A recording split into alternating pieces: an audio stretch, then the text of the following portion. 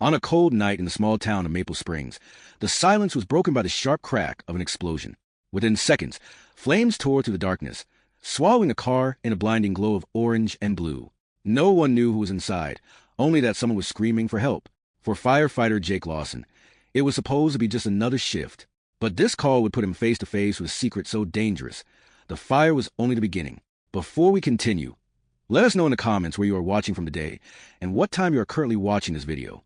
If you enjoy stories like this, make sure to like, share, and subscribe for more Jake Lawson's boots thudded against the station's concrete floor as a shrill alarm filled the air. He'd been halfway through a stale cup of coffee when the dispatcher's voice crackled over the radio. Engine 3. Respond to a vehicle fire, possible entrapment. Highway 67, mile marker 14. Flames reported, occupant inside. Jake grabbed his helmet and swung into the passenger seat of the roaring fire engine. The air smelled faintly of diesel as they pulled out into the wet, black night. Rain misted against the windshield, streaking the flashing red lights into long, bloody ribbons. "Any details on the driver?" he asked, tightening his chin strap. "Not much," said Tom Alvarez, the driver and Jake's longtime friend. "Caller didn't stick around. Said the car was lit up like a torch." They hit the highway in under 4 minutes. Cars ahead slowed and pulled over, their headlights cutting through the mist. As they neared mile marker 14, the smoke became visible, thick, rolling, and black. Then Jake saw it. A sedan lay crumpled against the guardrail, its front end buried into the steel. Flames licked out from under the hood, spreading toward the cabin. Something about the intensity of the fire felt wrong, as if it had caught too fast. Tom braked hard, and before the engine stopped rocking, Jake was out. He could feel the heat even through his gear. The windshield was spiderweb with cracks, and inside, the driver's silhouette slumped forward. The man's head moved weakly. He was alive, but not for long. "Get the hose ready." Jake shouted over the roar of the flames. He yanked the halogen bar from the truck and ran to the driver's side. The handle was blistering hot. "Sir, can you hear me?" Jake banged on the glass. The man lifted his head slightly, but his lips didn't move. The fire surged, popping something under the hood. Jake cursed. If the gas tank went, there'd be nothing left. He slammed the halogen bar into the window. The glass burst outward, showering the wet asphalt with shards. As he reached in, a wave of heat and smoke poured out. The man inside coughed weakly, his face barely visible in the dim light. Jake grabbed the seatbelt latch. It was jammed. "Seatbelt cutter," he barked. Tom tossed him the small orange tool, and Jake sliced through the thick strap. The man slumped toward him, dead weight. Jake hooked his arms on the man's shoulders and yanked. The driver's shoe caught on something, and for a second Jake thought he might have to leave it. Then it came free, and he dragged the man out into the cold rain. The moment they cleared the car, a muffled boom shook the ground. The flames leapt higher, painting the guardrail in flickering gold. "Get him on the ground," Tom yelled, laying out the oxygen kit. Jake lowered the man gently, rain hissing as it hit the hot edges of his jacket. The man's breathing was shallow, his lips pale. His skin was flushed from the heat, and a thin trickle of blood ran from his temple. But there was something else, his suit, under the scorched fabric. Jake could see the expensive cut, the kind he didn't wear for a casual drive. The watch on his wrist gleamed even in the low light. "Sir, stay with me," Jake urged as Tom fitted the oxygen mask. The man's eyes flickered open for a moment, revealing a sharp, almost piercing gaze. Then they closed again. Within minutes, the ambulance arrived. The paramedics loaded the man onto a stretcher, securing his head and wrapping him in a blanket. As they worked, Jake noticed one of them freeze for a fraction of a second after looking at the man's face. "What?" Jake asked, stepping closer. The paramedic shook his head quickly. "Nothing. Let's move him." The ambulance door slammed shut, and the siren wailed as it pulled away into the night. Jake turned back toward the smoldering wreck. Steam rose from the twisted metal as water from the hoses pooled on the asphalt. The fire had eaten through almost everything. Chief Harris walked up, pulling off his gloves. "Good work, Lawson. That was close. Real close." Jake nodded, though his eyes stayed on the disappearing ambulance. "Yeah, but something about this doesn't feel right." "What do you mean?" "The way that car went up, too fast. And that guy..." Jake hesitated. "He wasn't just some random driver. Did you see his watch?" "The suit." Harris gave a tired sigh. "Jake, at this hour, I don't care if he's the president. You did your job. Go get some rest." But rest didn't come easily. Hours later, lying in his small apartment above the old hardware store, Jake kept replaying the scene. The smoke, the heat, the strange look on the paramedic's face. Something about the whole thing gnawed at him. By morning, the official report was on his desk at the station. Single car accident. Cause, loss of control in wet conditions. Fire caused by ruptured fuel line. Driver in critical condition at St. Mary's Hospital. Jake read it twice. It all sounded neat, clean, almost too clean. and it didn't explain the strange reaction he'd seen from the paramedic. At noon, a black SUV with tinted windows pulled up outside the firehouse. Two men in suits stepped out, their coats still dripping from the rain. They walked in with an air that didn't belong in a small-town station. "Jake Lawson?" one asked, his voice calm but firm. "That's me. You're coming with us. We have some questions about last night." Jake glanced at Harris, who looked as confused as he felt. "What's this about?" The man in the suit didn't answer. He simply gestured toward the door. As Jake stepped outside, the other man opened the SUV's rear door. "Please," he said, "get in." The leather seat was cold against Jake's gear pants. The doors locked automatically. "Mind telling me where we're going?" Jake asked. "You'll find out soon enough," the first man said. The SUV rolled out of Maple Springs, the town lights fading behind them. Ahead, the road disappeared into gray mist. Jake's gut tightened. He had no idea where they were taking him, but every instinct told him that last night's fire was only the first spark in something much bigger. The SUV's engine hummed quietly as they drove through the misty morning. Jake sat back, trying to hide the unease crawling up his spine. He'd been in dangerous situations before, fires, collapsed buildings, even a gas explosion once. But this was different. This wasn't about fighting flames. This was about people, power, and something he didn't yet understand. The two men in suits didn't speak much. The driver kept his eyes fixed on the road, while the other sat beside Jake, his gaze straight ahead. Jake noticed a faint bulge under the man's jacket. A holster. "Mind telling me your names?" Jake asked, breaking the silence. The man next to him turned slightly, his tone measured. "You can call me Daniels." "He's Miller." "And who do you work for?" Daniels didn't answer. Instead, he pulled a small tablet from his coat pocket and tapped the screen. "You were the one who pulled the driver out last night?" "Yeah," Jake said slowly. Daniels nodded as if confirming something in his head. "You may have saved his life, but you also stepped into something you shouldn't have." Jake frowned. "I'm a firefighter. I do my job. If that's a problem, you can take it up with my chief." Daniels glanced at him with a small, humorless smile. "It's not that simple." They turned off the highway onto a narrow road lined with pine trees. The fog thickened, swallowing the view ahead. After another 10 minutes, the SUV stopped in front of a tall, glass-walled building that seemed completely out of place in the woods. Inside, the lobby smelled faintly of antiseptic. Men and women in security uniforms moved briskly, their eyes sharp. Daniels led Jake down a hallway and into a small conference room. A stainless steel table sat in the middle, surrounded by 4 chairs. "Sit," Daniels said. Jake sat. Miller closed the door, the click of the lock echoing in the small space. A moment later, a woman in her 40s walked in. She wore a navy suit and carried herself with the authority of someone used to making decisions. She set a file down on the table and looked Jake in the eye. "Mr. Lawson, my name is Karen Doyle. I'm with the State Security Office." Jake blinked. "State Security? What does that have to do with a car accident?" She slid the file toward him. On top was a photo, last night's victim, but taken in better days. He was clean-shaven, dressed in a crisp suit, smiling for the camera. "That man you pulled from the fire is Daniel Weston," Doyle said.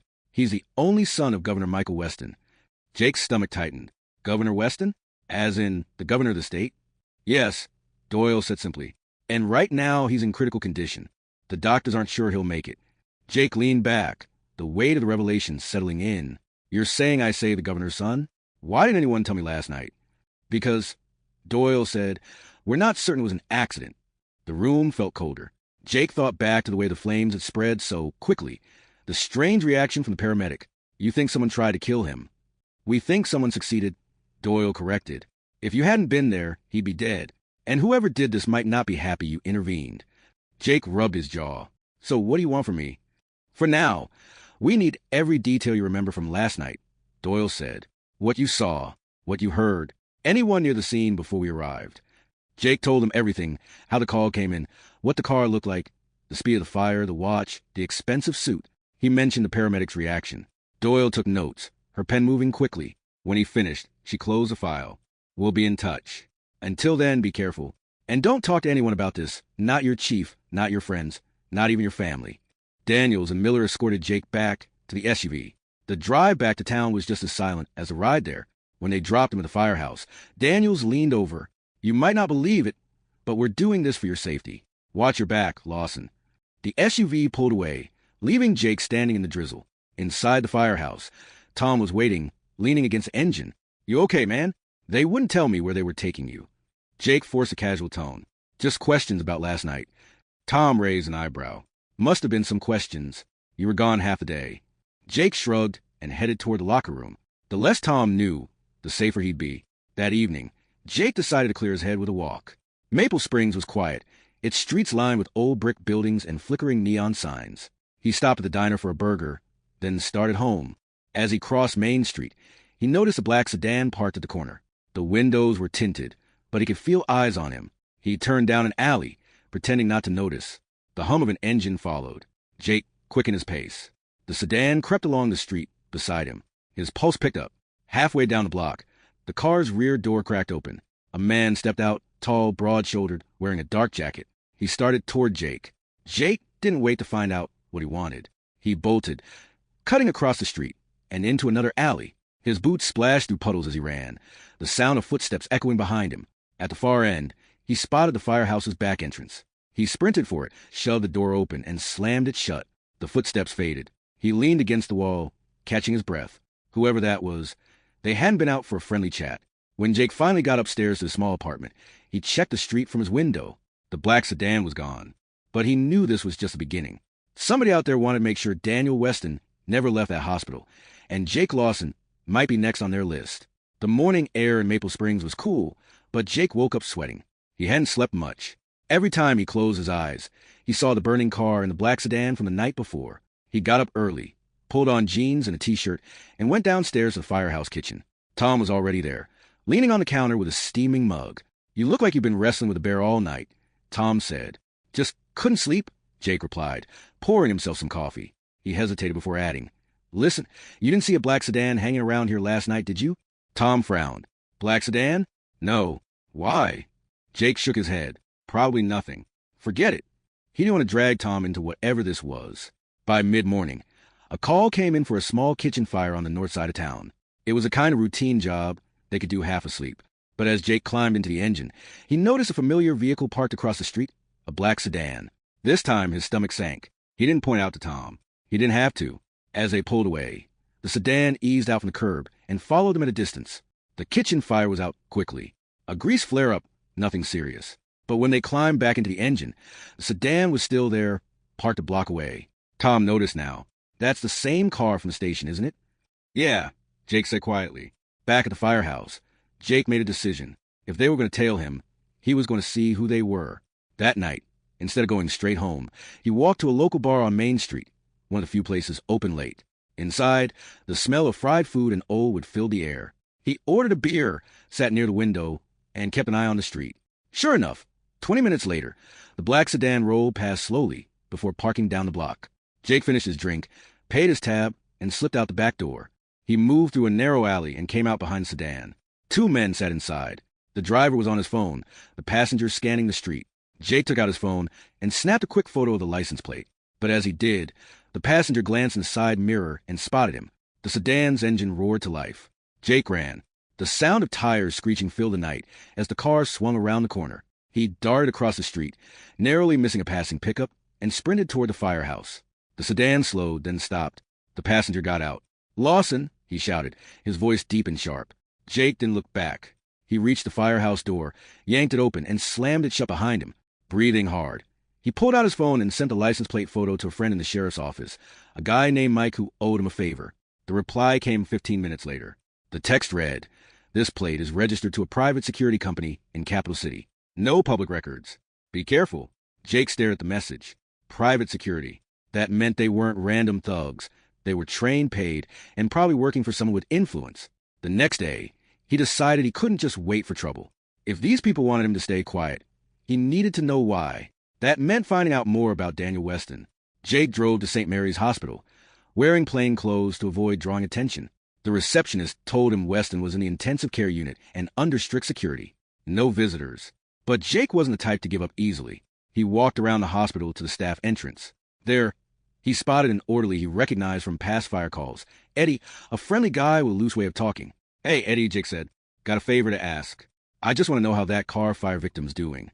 Eddie glanced around, then lowered his voice. "Man, that guy's in bad shape. Burns, broken ribs, head injury.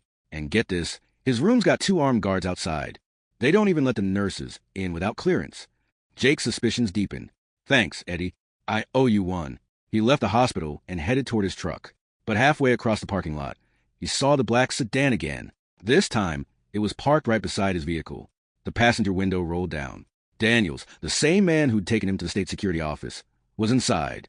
"Lawson," Daniels said, "you're making this harder than it has to be. Stop asking questions." Jake walked around to his side of the truck, keeping his voice calm. "And if I don't?" Daniels' eyes narrowed. "Then you'll regret it." The sedan pulled away, leaving Jake standing there with the cold wind biting at his neck. That night, Jake sat in his apartment, the photo of the license plate still on his phone. He thought about Doyle's warning. He thought about the fire, the speed of the flames, the guards at the hospital. Every piece felt like part of a puzzle. He didn't have all the edges for yet. Just after midnight, his phone buzzed. It was Mike from the sheriff's office again. "Got more for you," the text read. "That security company, known for off-the-books jobs. Mostly political clients. They don't show up unless someone's paying big money." Jake set the phone down slowly. That confirmed it. Whatever happened to Daniel Weston wasn't just bad luck. Someone had planned it. And now, Jake Lawson was in the middle of it. Jake woke before sunrise, restless. He had work in a few hours, but his mind wasn't on fire calls or routine inspections. It was on Daniel Weston, the governor's son, and the people watching him. He made a quick breakfast, then sat at the small table with his coffee, scrolling through news on his phone. There was nothing about the crash on the state news feeds, only a short local mention buried on page 3 of the Maple Springs Chronicle. Single vehicle accident sends driver to hospital, no name, no details. Just a vague note that the cause was under investigation. Jake knew why. Doyle and her people were controlling the story. And if they were doing that, it meant they were hiding something bigger. When he arrived at the firehouse, Tom was already going through the truck's inventory. "Morning. You look like you haven't slept in days," Tom said. Jake forced a grin. "Just thinking too much." Tom shut the compartment door. "About that sedan again?" Jake didn't answer, but Tom caught the look in his eyes and dropped it. The morning passed without a call. Around noon, Jake decided to check in on Mike, the sheriff's deputy who'd run the plate for him. The sheriff's office was a modest brick building 2 blocks from the courthouse. Mike was at his desk, tapping at a computer. When he saw Jake, he waved him over. "You didn't hear this from me," Mike said, lowering his voice. "But I dug a little deeper. That security company, Redwater Solutions, they've been tied to political scandals before. Mostly quiet stuff. Blackmail, surveillance, sometimes. Accidents." Jake's jaw tightened. "So they could have been involved in the crash?" "Could be, but that's not the strangest part." Mike clicked a few keys, turning the monitor so Jake could see. 2 days before the crash, Daniel Weston's schedule was changed. He canceled a public fundraiser and disappeared from the radar. No one knows where he went for those 2 days. Jake leaned closer. "And no one's talking?" Mike shook his head. "Not unless they want trouble. Redwater's people play rough." Jake left the office with his mind spinning. Daniel Weston had gone missing, then turned up in a burning car. That wasn't coincidence. On his way back to the firehouse, he noticed the black sedan again, parked half a block away, angled just enough to watch the street. Instead of heading inside, Jake kept walking past the firehouse, pulling out his phone and pretending to check messages. He wanted to see what they'd do. Sure enough, the sedan's engine started. It rolled slowly along the curb, keeping pace with him. Jake turned down a side street, then another. The sedan followed. He ducked into a small grocery store and went straight to the back, pretending to browse. Through the front window, he saw the sedan idling across the street. The passenger was on the phone.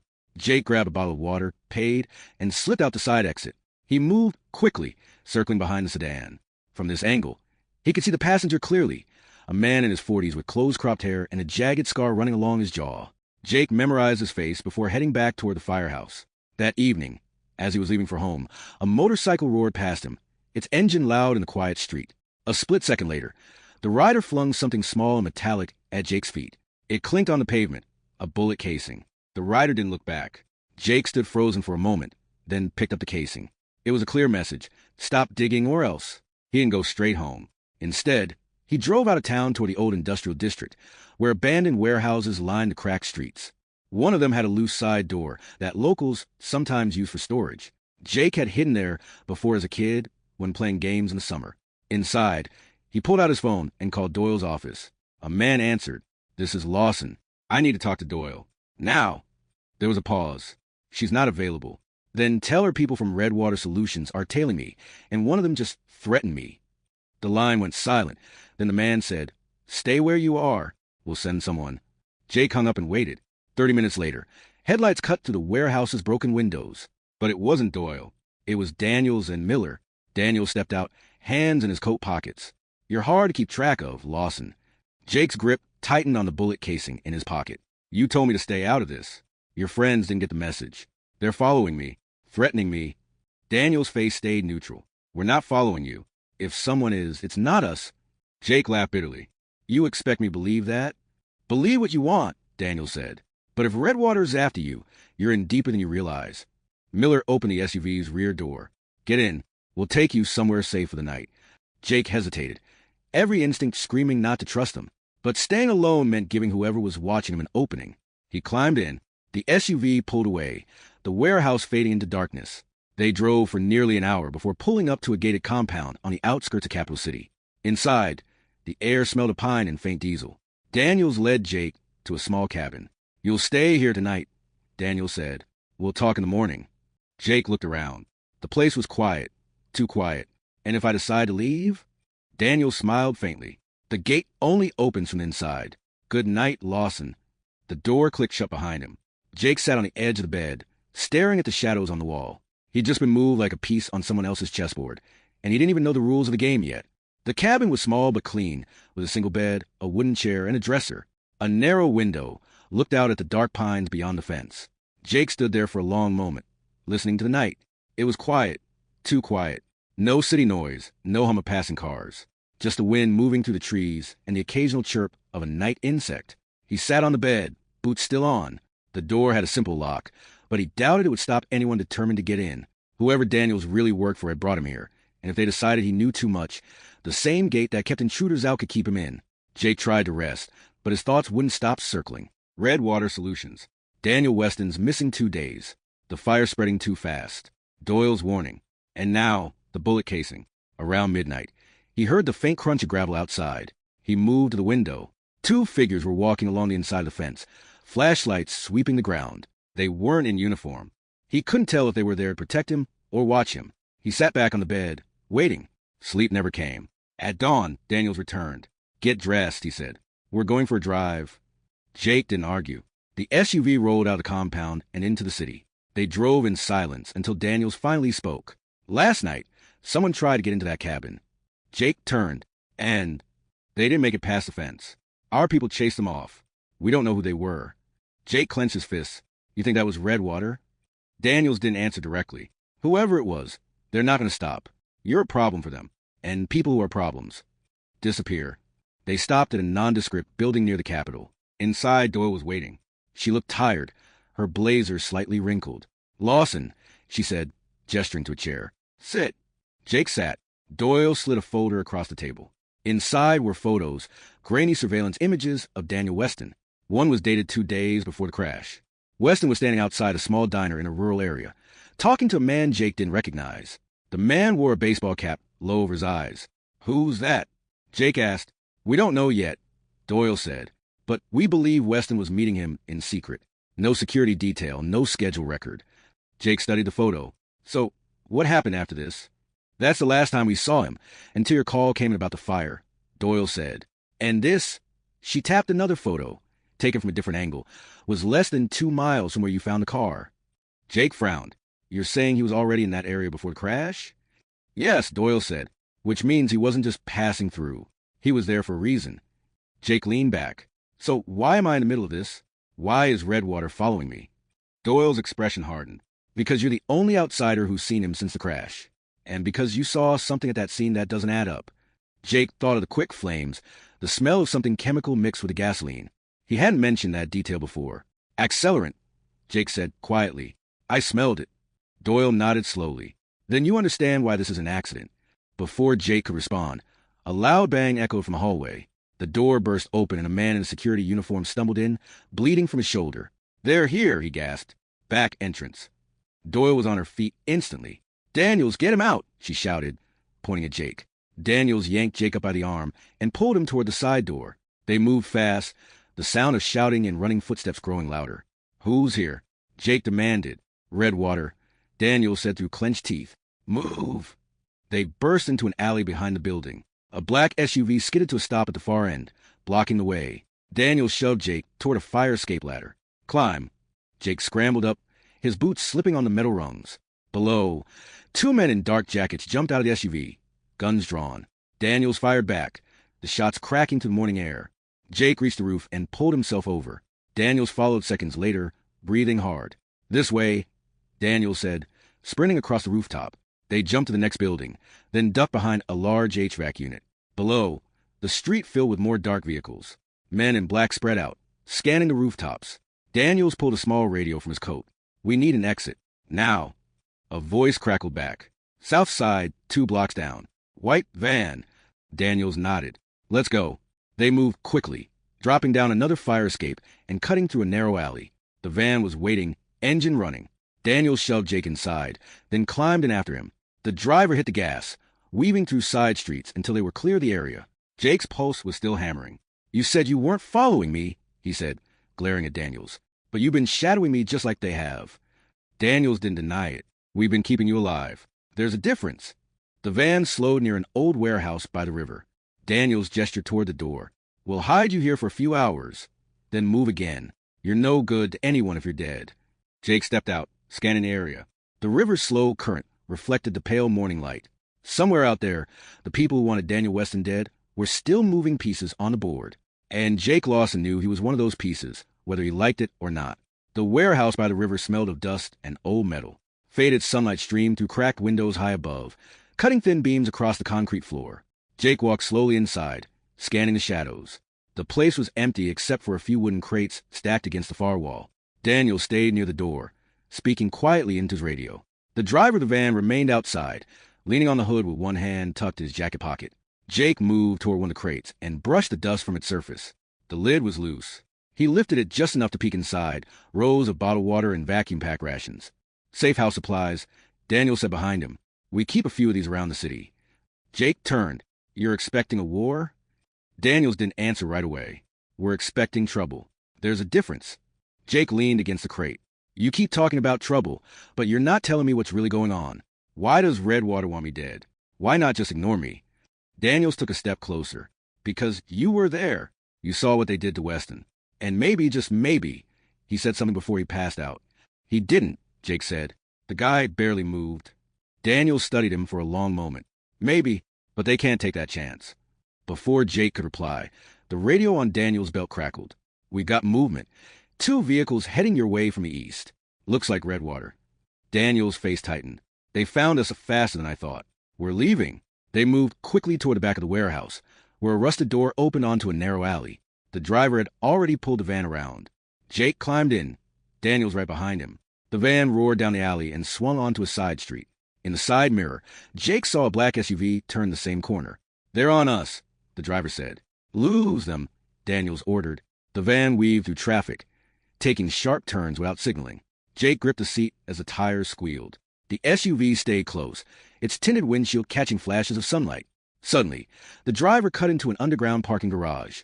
The van sped down the ramp, then slowed near a row of empty spaces. Daniels pointed to a far corner. "Park there. Kill the engine." They sat in silence. A moment later, the SUV rolled slowly into garage. It passed the first row of cars, then the second. Daniels motioned for Jake to stay low. The SUV idled for a few seconds, then pulled out and left. Jake let out a breath. "Close. Too close," Daniels said. They knew where to look. "Somebody's feeding them our moves." Jake straightened. "You've got a leak." Daniels didn't respond, but his eyes said he was thinking the same thing. They stayed in the garage for 10 minutes before heading back into traffic.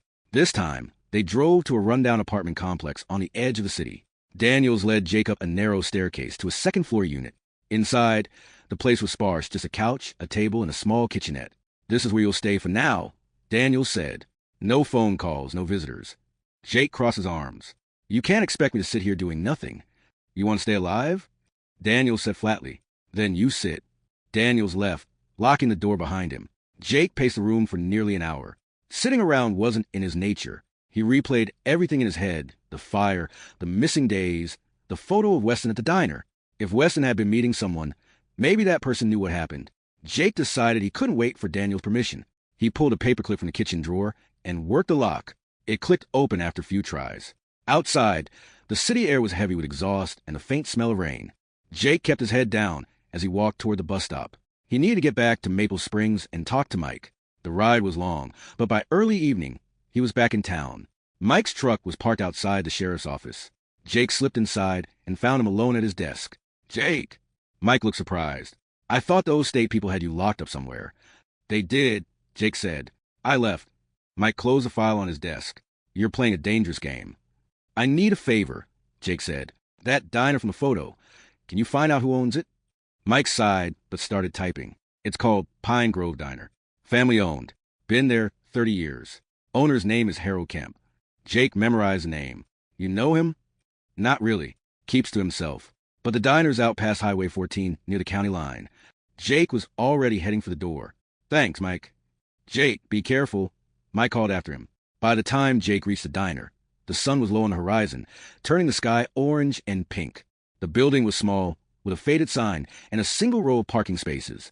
Only 2 cars were outside. Jake stepped inside. The smell of frying bacon and coffee hit him instantly. An older man stood behind the counter, wiping it down with a rag. Evening, the man said. What can I get you? Jake took a seat at the counter. Coffee. Black. The man poured it without a word. Jake studied him. You Harold Kemp? That's me. Jake sipped the coffee. You meet with a guy named Daniel Weston a few days ago. The rag froze in Harold's hand. Who's asking? Friend of his. Jake said. Harold's eyes darted to the window, as if checking for someone outside. You should leave, he said quietly. Why? Because they've been watching me since you walked in here. And if you're asking about him, they're watching you too. Before Jake could respond, the sound of tires on gravel came from outside. Harold's face went pale. It's them. Jake turned toward the window. A black SUV was pulling in. The black SUV rolled to a stop right outside the diner, its engine still running. The hum of it seemed to fill the small space. Harold dropped the rag onto the counter and leaned closer to Jake. Back door, he whispered urgently. Go now. Jake stood, his eyes still on the tinted windows of the SUV. 2 doors opened, one on each side, and 2 men stepped out. Both wore dark jackets. Both scanned the area like they'd done it 100 times before. Harold was already moving toward the kitchen, motioning for Jake to follow.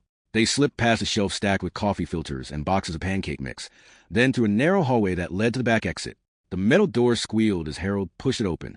Cool evening air rushed in, carrying the scent of wet asphalt. Jake stepped outside and glanced over his shoulder. You coming? Harold shook his head. No. If I leave now, they'll know I'm running. Go. Jake didn't argue. He turned and sprinted across the cracked pavement behind the diner, his boots splashing through a shallow puddle. He ducked between 2 dumpsters, then cut through an alley toward the tree line at the edge of the lot. Voices called out behind him, sharp, commanding. One of the men had spotted him. Jake broke into a full run, his breath loud in his ears. The ground sloped downward toward a drainage ditch. He slid down the side, mud soaking the bottom of his jeans, then scrambled up the far bank. The road ahead was quiet. He darted across it and disappeared into a small cluster of abandoned sheds. The wood was weathered and soft, the roofs caving inward in places. He slipped into the one with the least light spilling through the cracks. His chest heaved as he listened. Footsteps approached. The men were close now, their shoes crunching on gravel. One of them stopped just outside the shed. Jake could hear the faint rustle of his jacket as he turned his head, scanning the area. Check over there, a voice said. The footsteps moved away. Jake stayed still, waiting. Minutes felt like hours. Finally, the sound of the SUV's engine grew louder again, then faded into the distance. Jake stepped out of the shed, cautiously. The lot was empty. He needed answers, and Harold was the only one who seemed to have any. Going back to the front was too risky. So Jake circled around to the side of the diner. He peeked through a narrow gap in the blinds. Harold was still behind the counter, moving slowly, like he was trying to look busy. But Jake noticed something else. Harold was watching the door, not the grill. Jake waited until another customer entered, a man in a baseball cap, before slipping in behind him. He took his seat at the counter again, pretending nothing had happened. Thought I told you to leave, Harold muttered without looking up. I need the truth, Jake said quietly. Harold's jaw tightened. The truth will get you killed faster than those guys outside. I've been dead to them since the fire, Jake replied. Tell me about Weston. Harold glanced toward the door, then toward the cap-wearing customer, who was sipping coffee and reading a newspaper. Finally, he leaned in. Weston came here 2 nights before the fire, Harold said. He was jumpy, looking over his shoulder every few seconds. Said he needed a safe place to meet someone. Paid me to close early. Who was he meeting? Jake asked. Didn't say a name. Just said it was someone high up who wanted out. Out of what? I don't know. But I heard them talking in the booth by the window. Weston said he had proof of something big. Then he told the other guy to be careful, that they were being watched. Jake felt a knot tighten in his stomach. What did the other guy look like? Harold hesitated. Tall, maybe mid-30s. Wore a suit. Spoke like someone used to giving orders. Before Jake could ask more, the door swung open. The bell above it jingled. It was Daniels. He walked straight to Jake, his face tight with frustration. "You're a hard man to keep alive." Jake set his coffee cup down. "I needed answers. And you just painted a target the size of this diner on your back," Daniels said. Harold stayed silent, but his eyes flicked between them nervously. Daniels lowered his voice. "We've got to move. Now!" Jake stood, but didn't move toward the door. "You heard what Harold said. Weston had proof. Somebody in power wanted out. That's why they're after me." Daniels' jaw clenched. "You think I don't know that? You think I'm not trying to keep you breathing long enough to do something about it?" Jake met his eyes. "Then let's stop running and start finding that proof." Daniels glanced at Harold. "If he's telling the truth, we might have a shot. But if you're lying, I'm not," Harold said quickly. "I don't want any part of this, but I'm not lying." Daniels looked back at Jake. "We leave in 2 minutes. Pay your bill." Jake slid a few bills onto the counter and followed Daniels out. They got into a different vehicle this time, a dark blue sedan. Daniels drove fast, but kept his eyes on the mirrors. "Where now?" Jake asked. "There's someone who might know where Weston kept his files." Daniels said. "Old friend of his. Problem is, she's not exactly easy to find." The rain started again, tapping against the windshield. The streetlights blurred in the wet glass. Jake sat back, trying to steady his thoughts. Every new piece of information made the picture bigger and more dangerous. Weston's meeting, the proof, the man in the suit, it all pointed to something far beyond a random car fire. Daniels took a sharp turn onto a back road lined with trees. The headlights cut through the darkness, but the rest of the world felt swallowed in shadow. After a mile, Daniels slowed and pulled onto a gravel path. At the end was a small cabin, its windows dark. "She doesn't like visitors," Daniels warned. "Let me do the talking." They stepped out into the damp night air. Somewhere in the woods, a branch snapped. Jake froze, listening. Another sound, a slow crunch of footsteps, came from the darkness behind them. The sound in the woods grew louder. Jake's heartbeat thudded in his ears. Daniels motioned for him to move toward the cabin quietly. The gravel crunched under their shoes, every step feeling too loud. Daniels reached the porch first and tried the door. It was locked. He knocked twice, sharp and quick. No answer. "Inside now," Daniels whispered. "I thought you said she doesn't like visitors," Jake replied. "She liked the other option even less." From the trees, the footsteps were joined by faint whispers, 2, maybe 3 voices. Whoever they weren't trying to be friendly. Daniels knocked again, this time louder. "Mara, it's Daniels. Open the door." The cabin stayed silent. Jake glanced back at the tree line. Shadows moved between the trunks. Daniels pulled a small tool from his jacket, slid it into the lock, and twisted. The door gave with a soft click. They slipped inside and shut it behind them. The cabin smelled faintly of cedar and dust. A single lamp in the corner gave off a warm yellow glow. The furniture was old but neat, a stack of books on a coffee table, a wool blanket folded on the couch. Daniel scanned the room quickly, then called out, "Mara, it's me. We need to talk." From the hallway, a voice answered, low but steady. "You don't just show up here, Daniels. That was a deal." A woman stepped into view. She was in her late 40s, with sharp eyes and a practical way of standing, like she was always ready to move. "Mara," Daniel said, "this is Jake. He's the one who pulled Weston from the car." Her eyes narrowed at Jake. "That was you." Jake nodded. "And now I need to know why that's made me a walking target." Mara didn't answer right away. Instead, she crossed the room, locked the door behind them, and pulled the curtain shut. "They followed you here," she said flatly. Daniels didn't deny it. "We didn't have a choice." "You always have a choice," she replied. The crunch of footsteps outside drew closer. Jake felt his shoulders tense. "Who are they?" Mara moved to a shelf, slid aside a row of books, and pulled out a small black pistol. "People who'd rather we didn't talk. And if they find us here, this place will burn just like that car did." Daniel stepped toward her. "Weston had proof of something. Files. You know where they are." She gave him a sharp look. "And why would I tell you?"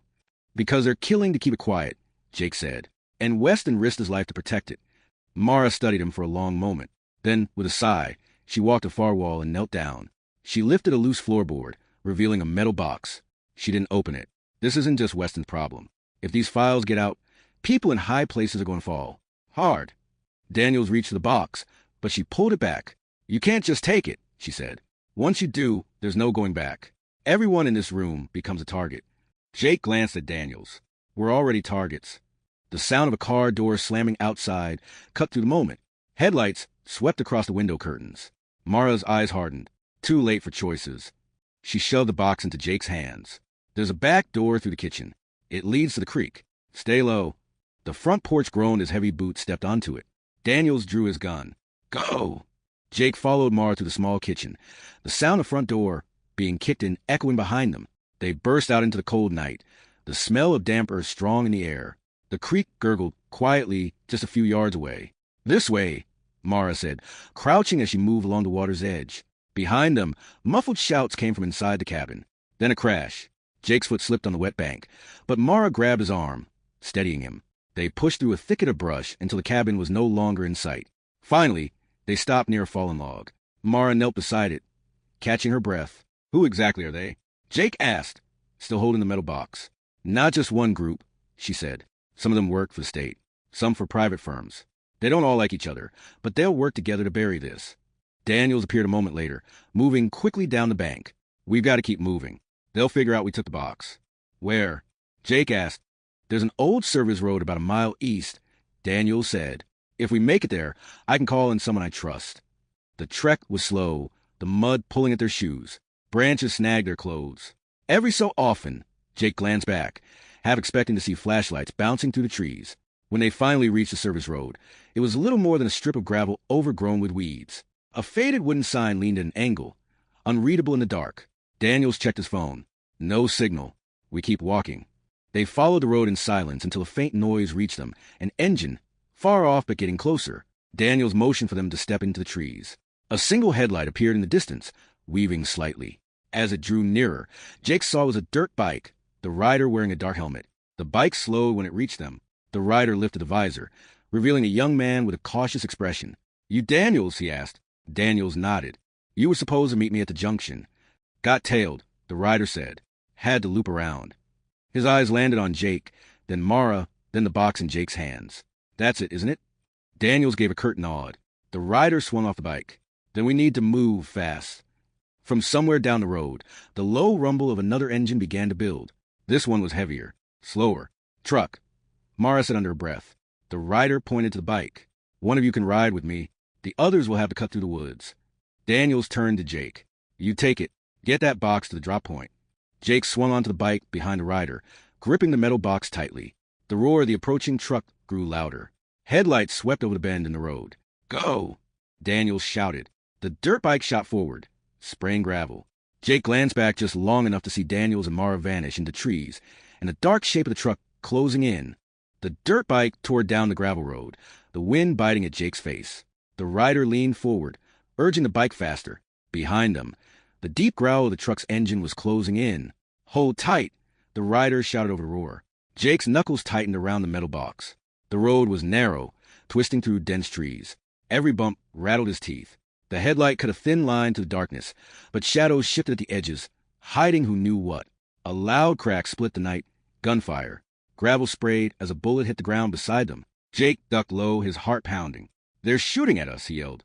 No kidding, the rider snapped, swerving sharply to avoid another shot. The truck's headlights flashed in Jake's peripheral vision. It was closer now, its tires spitting stones as it roared after them. Can we lose them? Jake asked. Working on it, the rider said, then veered off the road and onto a narrow trail that cut through the forest. The bike bounced hard over roots and rocks, but the trees swallowed them, and the sound of the truck began to fade. They didn't slow until the trail ended at a small wooden bridge over a shallow stream. The rider stopped and killed the engine. Silence fell, broken only by the murmur of water. Why are we stopping? Jake asked. Switching routes. They'll expect us to keep to the main road. There's an old railway track half a mile east. Safer there. Jake followed as they pushed the bike through the brush. The metal box felt heavier with every step. His mind kept replaying Daniels and Mara disappearing into the trees, wondering if they'd made it. When they reached the railway, the rider climbed back on. This will take us straight to the drop point. Once we're there, someone will take the box off your hands. Jake hesitated. Who? Someone who's been fighting these people a long time, the rider said. Trust me, they're the reason I'm still alive. The engine started again, and they rode along the track, the steel rails glinting in the headlight. After what felt like hours, the outline of an old train depot appeared ahead, its roof sagging, windows boarded. The rider parked the bike behind the building. We wait here, he said. Minutes passed. Jake's nerves itched at every rustle of leaves. Then, faint footsteps approached. A figure stepped into the weak moonlight, a woman in a dark coat, tall, with sharp features and an air of calm authority. You have it? She asked. Jake handed her the box. She set it down, opened it just enough to check the contents, then closed it again. "This will go to the right people," she said. "But you're not safe yet. What about Daniels and Mara?" Jake asked. "They knew the risk," she replied. "If they're alive, they'll find a way to reach us. If not—" Her voice trailed off. A faint hum in the distance caught her attention. She looked east, her expression tightening. "They found us faster than I thought. Move." She led them to the depot and out the back, where an unmarked van waited with its engine running. "Get in," she ordered. Jake climbed inside, the rider following. The van pulled away just as lights appeared on the road behind them. As they sped into the night, Jake leaned back against the cold metal wall, the events of the night crashing down on him. He didn't know where they were going or what would happen next. But one thing was certain, whatever was in that box was worth killing for, and now he was part of it. Somewhere out there, Daniels and Mara were either running or gone, and the people chasing them weren't done. Not by a long shot. If you like this story, make sure to like, share, and subscribe. Also, and other to strengthen our community. Let us know in the comments where you are watching from and what time you are currently watching this video.